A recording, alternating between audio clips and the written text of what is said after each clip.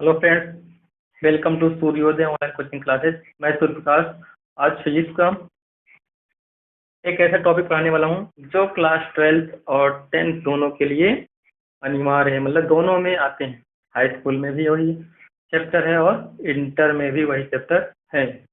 उस चैप्टर का नाम क्या है? प्रकाश का प्रवर्तन, रिफ्लेक्शन ऑफ लाइट। मतलब प्रकाश का प्रवर्तन हाई स्कूल और इंटर में दोनों में मिलने वाले हैं।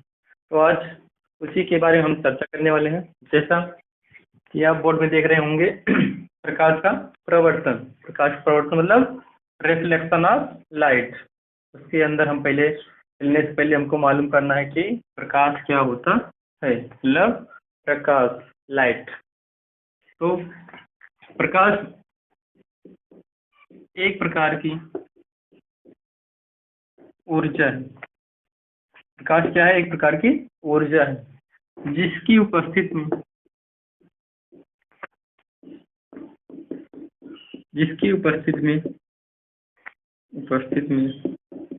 हम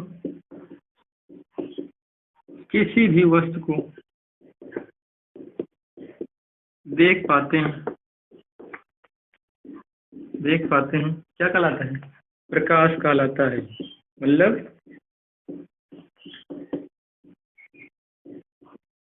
मतलब प्रकाश एक प्रकार की ऊर्जा है जिसकी उपस्थिति में हम अपनी आंखों किसी भी वस्तु, जैसे बोर्ड है, बोर्ड को, ईंट है, ईंट को, मार्कर है, मार्कर को, किसी भी व्यक्ति को देख सकते हैं। वही क्या होता है?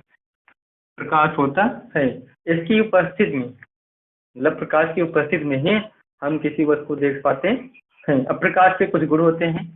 तो प्रकाश के गुण जैसे प्रकाश के गुण, प्रकाश निर्वात में भी चल सकता है। मतलब इसका मतलब क्या है? पहला पॉइंट ये है, प्रकाश जो है निर्वात में भी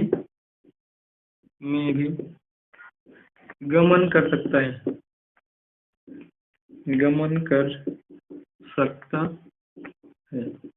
दूसरा पॉइंट क्या है? प्रकाश की चाल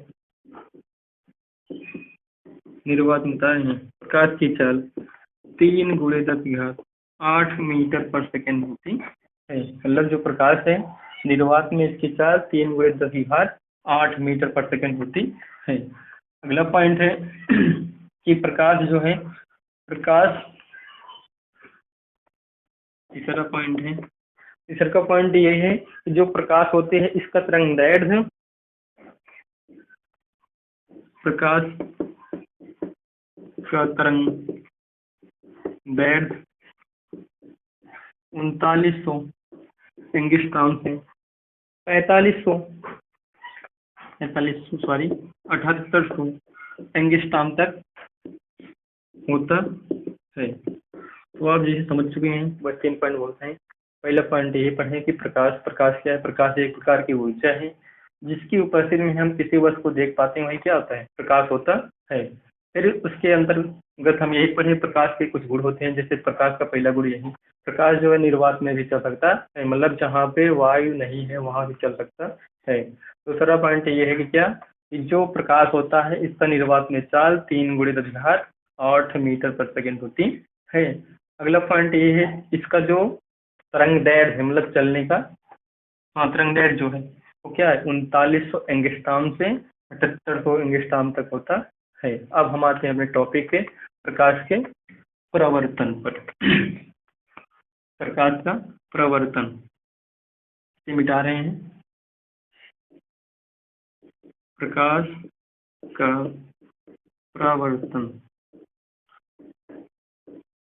रिफ्लेक्शन ऑफ लाइट। तो इसमें पढ़ना है कि जो प्रकाश होता है, प्रकाश का प्रवर्तन किस प्रकार होता है। मानते हैं M1 M2 कोई माध्यम है, यहाँ कोई सोर्स है, प्रकाश का सोर्स है। वो सोर्स जो है इस माध्यम में पढ़ती है और पढ़ने के बाद क्या होती है? पुनः उसी माध्यम में वापस लौट जाती है। मतलब क्या हुआ? जब प्रकाश की किरणें किसी भी माध्यम से चल के किसी पालिशदार तल से, इसका नाम क्या है? पालिशदार तल। जब प्रकाश की किरणें किसी माध्यम से चल के किसी पालिशदार तल से टकराती हैं, टकराकर पुनः उसी माध्यम में वापस लौट जाती, मतलब जिस माध्यम से आई हैं उसी माध्यम में वापस लौट जाती हैं, तो इसी घटना को ही प्रकाश का परावर्तन कहते हैं। जैसे जो किरणें आती हैं उसे कहते हैं आपतित किरण।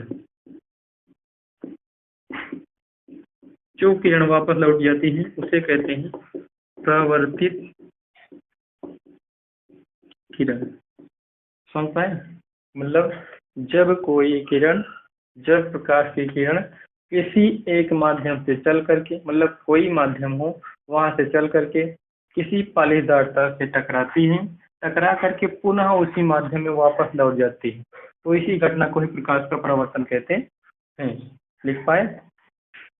अगला स्टेप इसमें यही है कि जिस बिंदु पर आपतित किरण और परावर्तित किरण मिलती हैं उसे कहते हैं आपतन बिंदु। इसे क्या कहते हैं? आपतन बिंदु। ये क्या है? अपना अभिलंब, अपना अभिलंब है। एक बार इसकी परिभाषा फिर देखते हैं। मतलब जब प्रकाश की किरणें किसी माध्यम से चल करके किसी पालिशदार तल से टकराते हैं और टकराकर पुनः उसी माध्यम में वापस लौट जाती हैं, तो ऐसी घटना को ही प्रकाश का परावर्तन कहते हैं। जैसे कि देख रहे हैं कोई किरण है, यहाँ से आई और टकराई, जहाँ टकराई उसे कहते हैं आपतन बिंदु, और फिर लौट के जाती है उसे कहते हैं परावर्तन, मतलब प्रवर्तित किरण। और ये क्या है? अपना अभिलंब। अब प्रकाश के प्रवर्तन के नियम होते हैं। प्रकाश के प्रवर्तन के नियम, जैसे पहला पॉइंट हम यहाँ पढ़ लेते हैं। पहला पॉइंट क्या कहता है? जो आपतित किरण और अभिलंब के बीच जो कोण बनता है वही किरण, मतलब कोण प्रवर्तित किरण और अभिलंब के बीच बनता है। पहला पॉइंट यही है कि जो इसे कहते हैं आपतन कोण आई, इसे कहते हैं प्रवर्तन कोण आर। मतलब पहला पॉइंट यही है प्रकाश के प्रवर्तन नियम में कि आपतन कोण परावर्तन कोण के बराबर होता है। मतलब जो आई है वो आर के बराबर होता है। दूसरा पॉइंट क्या कहता है? दूसरा पॉइंट यही कहता है कि जो आपतित किरण है, जो परावर्तित किरण है और जो अभिलंब है, तीनों ही एक तल में स्थित होते हैं। समझ पाए? आपतित किरण, परावर्तित किरण, अभिलंब एक ही बिंदु पर स्थित होते हैं। उस बिंदु का नाम क्या है? आपतन बिंदु। लिख पाए होंगे, समझ पा रहे हैं कि जो आपतित किरण है, परावर्तित किरण है और अभिलंब तीनों ही एक तल में स्थित होते हैं। ये प्रकाश के प्रवर्तन के दूसरा नियम होता है। मतलब आपतित किरण काम प्रवर्तित किरण काम अभिलंब तीनों ही एक तल में स्थित होते हैं। यही था अपना प्रकाश का प्रवर्तन। अब